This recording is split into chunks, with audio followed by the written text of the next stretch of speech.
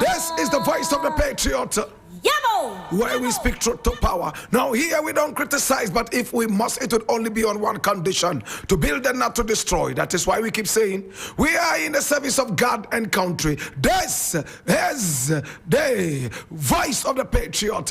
And of course here we are not neutral, and we have never claimed to be. We have taken sides, the side of the truth.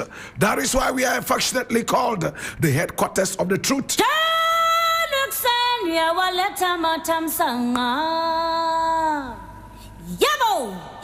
Without much ado, my brother, my sister, today we have a number of issues to look at in our daily editorial, dubbed The Voice of the Patriot. And my name, Blakk Rasta.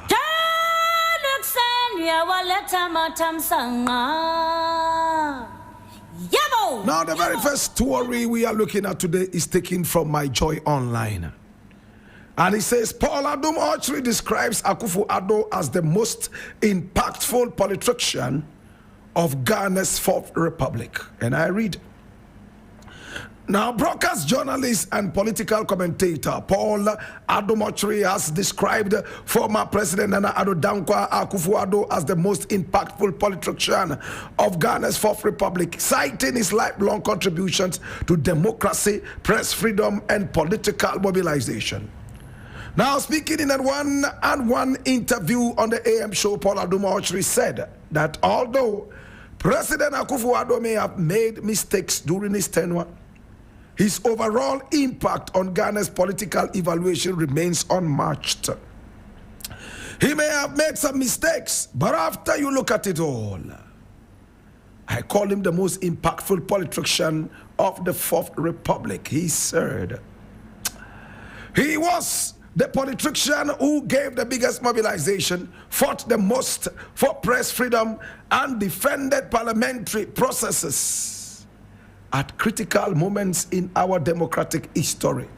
Paul Addo pointed to Akufo-Addo's early political career and advocacy for constitutionalism, including his opposition to attempts to alter the 1992 Constitution during his time as chair of Parliament's Subsidiary Legislation Committee.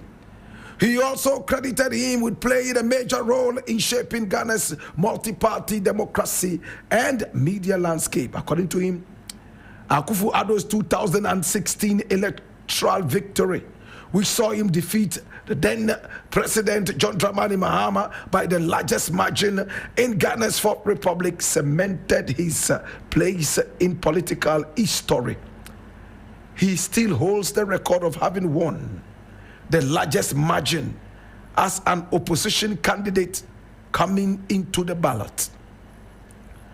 Mr. Addo noted, adding that the former president's legacy will be remembered for both his political resilience and his contribution to democratic freedoms.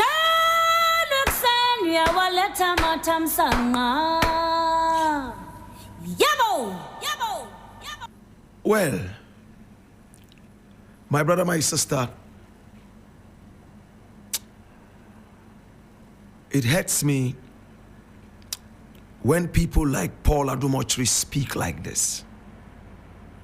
I don't know whether to go hot or hotter, because it can get cold.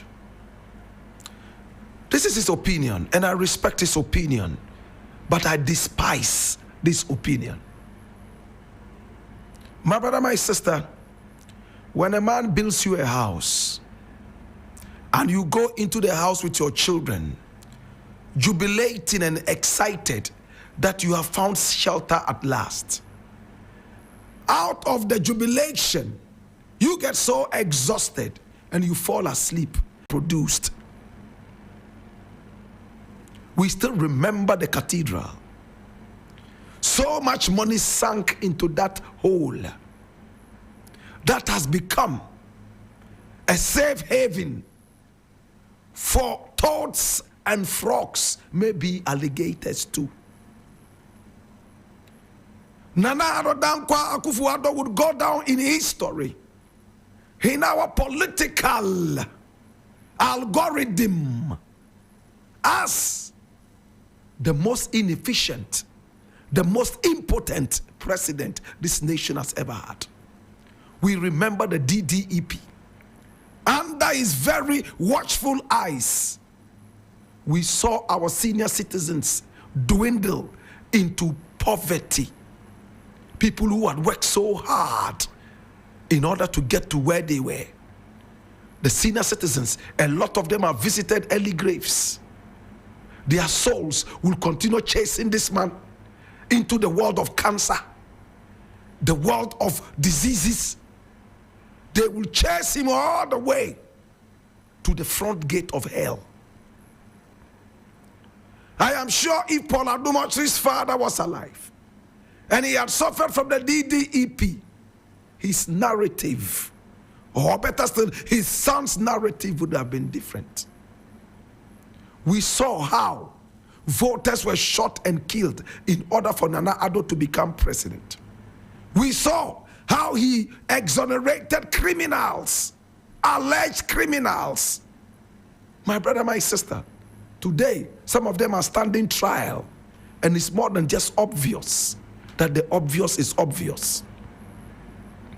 My brother, my sister, Nana Addo Dankwa Akufo-Addo will go down in history as the most exorbitant spending, the most unjudicious spending, the most unwise spender of our generation. Many people said that Champon was an unwise spender. If Achampon was truly an unwise spender, then Nana Addo Dankwa Akufo-Addo is his great-grandfather. My brother, my sister, Nana Addo Dankwa Akufo-Addo became the Mobutu Sese Seko of Ghana, spending money that he didn't have. At the end of the day, we had to fall on the mercy of the IMF and the World Bank. 3 billion Ghana cedis, and his own cousin from Chebi, Uforiata, was raking in money by the kind courtesy of his uncle being president and allowing wanton unwise borrowing. Is this the man you claim is the most impactful in the Fourth Republic?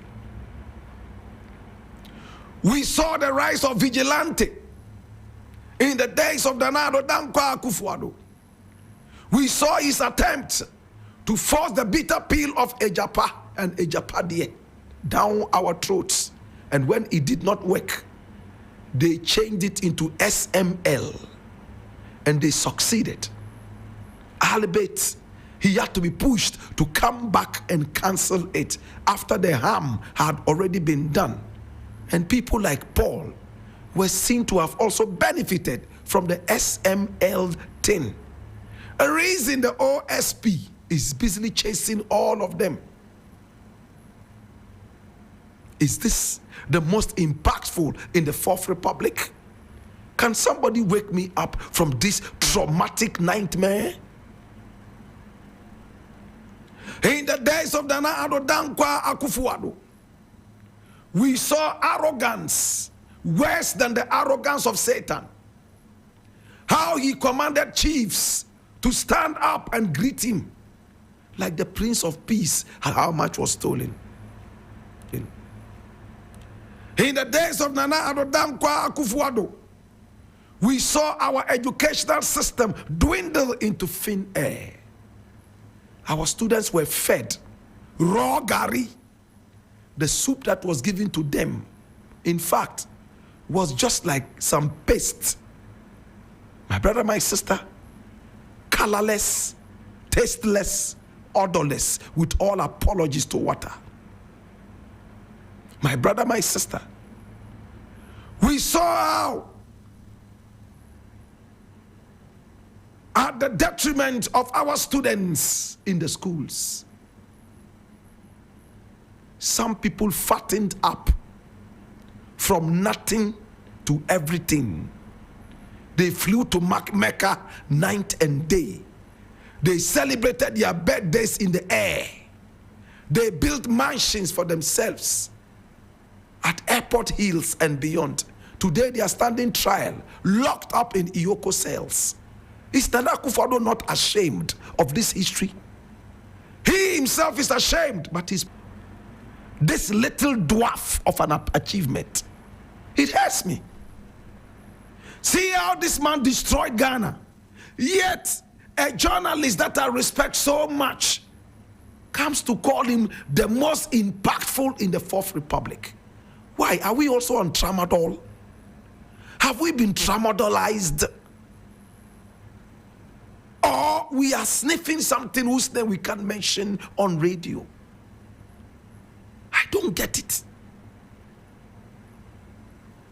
My brother, my sister, for the first time in our history, unless I've forgotten the precedent, we saw how a vigilante group went to court, snatched an accused person from the claws of a judge and the magistrate in the full glare of armed policemen and soldiers, and fled, all in the name of the invisible forces, or is it invisible demons? Is this the most impactful guy in our whatever Fourth Republic? Please, when we are praise singing, let's be a little objective. When we are praise singing, because a little dwarf somewhere during the Gulliver's travels gave us an opportunity to steal from the people of Ghana, enrich ourselves in one way or the other, we should minimize the loud echoes and sounds of the drums. To all those people who suffered in the 8 years of arrogance, the 8 years of wanton corruption, the 8 years of disrespect for human lives in Galamsey and beyond, I want to apologize on behalf of our ancestors. As for the praise singers, I wanted to call something upon them, but I give them another chance. I leave it here.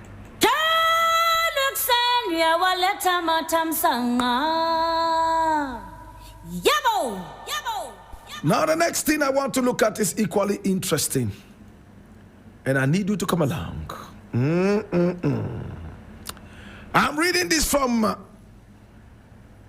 Ghana Web, and it says, I wasn't in rags before becoming OSP. The job is rather making me poor. Kisie Jabing speaks from the office of the special prosecutor. And I read, now the special prosecutor, Kisie Jabing, has slammed individuals accusing him of incompetence and hence calling for President John Dramani Mahama to remove him from office. In an interview on a KSM show shared on social media on November 5, 2025, Kisie Jabing stated that the individuals calling for his dismissal are making a personal attack which has nothing to do with his work. Kisie Jabing further explained that he was recently accused of channeling his attention to fashion instead of focusing on his work. Now, according to him, he wasn't broke before assuming the office as a special prosecutor. I'll leave it here.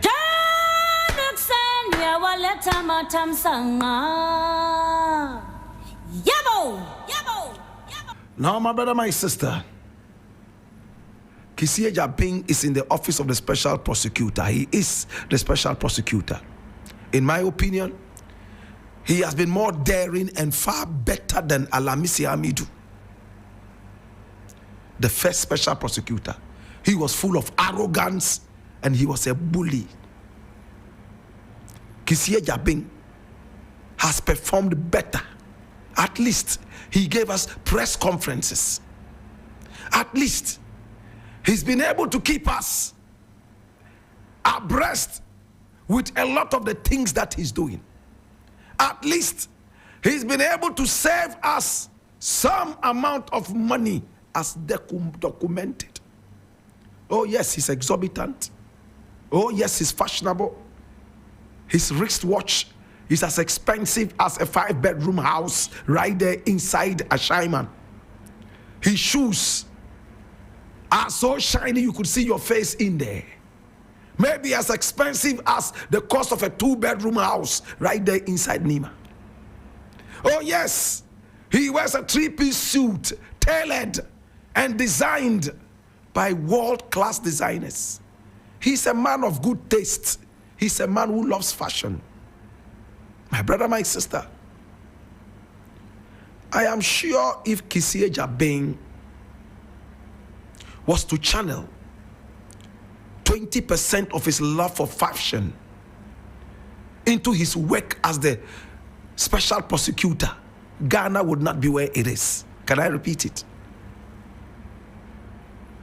Kissie Jabin is a man of fashion. He loves fashion. I'm sure this man goes to bed wearing a 3-piece suit. I am sure this man goes to bed wearing a wristwatch made of diamonds. But that is his taste, his personal taste. I have no problem with that. What I'm saying is, I am also sure that if he could channel 20% of his love for fashion into his work as special prosecutor, we will not be where we are today. We will be one of the most disciplined countries in the world. Have I said something stupid? If I have, tap me and wake me up from this stupid dream. My brother, my sister, Kissie Jabin says that the office of the special prosecutor is making him poorer than he used to be. This is a lie. It's a big fat lie.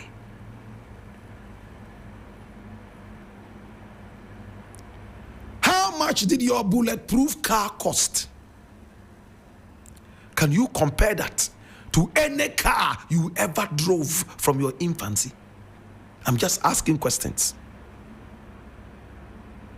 Your bulletproof car, how much does it cost? The kind of attention you have now, factor that in and put a price or some value on that, and tell me if you ever had that kind of attention. Being the special prosecutor opens a lot of doors for you. You get the opportunity to fly business class, opportunity to fly diplomatic, opportunity to access almost everything in this country by virtue of the fact that you have a golden master key. Don't lie to us, with all respect. It's so demeaning for Kissie Jabin to look at me in the face and tell me that an honorary position like that is making him worse off than when he was in private practice. No office in Ghana is supposed to make people worse off. It is so disrespectful to the nation. It is so dishonorable to the nation to have anybody elevated into an office that will rather make him poorer, unless you were a highway criminal, a highway thief, before you got into that position. That I agree with you. It's so demeaning and disrespectful. If I were Mahama, I will sack this guy immediately. This is not patriotic talk. Is it any patriotic talk? I am asking. You have been elevated to the office of the special prosecutor. A 44-year-old. The one who was there before you was 1 trillion years older than you. it is honorable for you to be in that position. I don't expect such childish remarks from you like this. Are you doing us a favor? Your budget is as huge as 1 million elephants put together.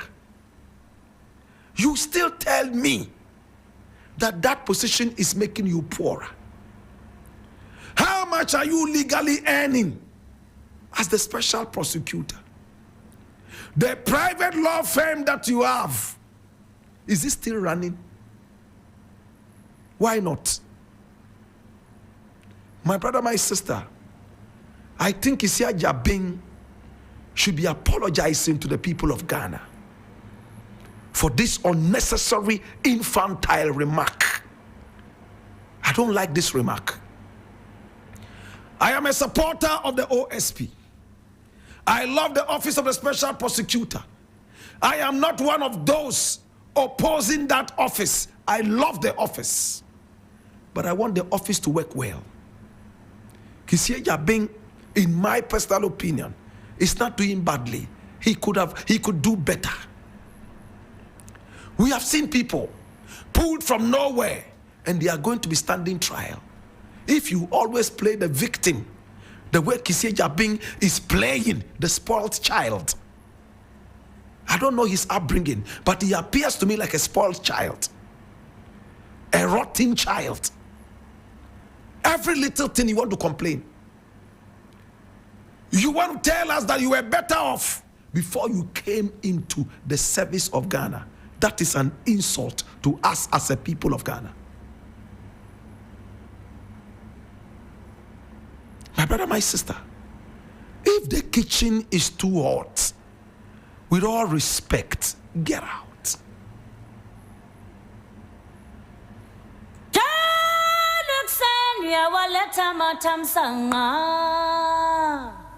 Yabo!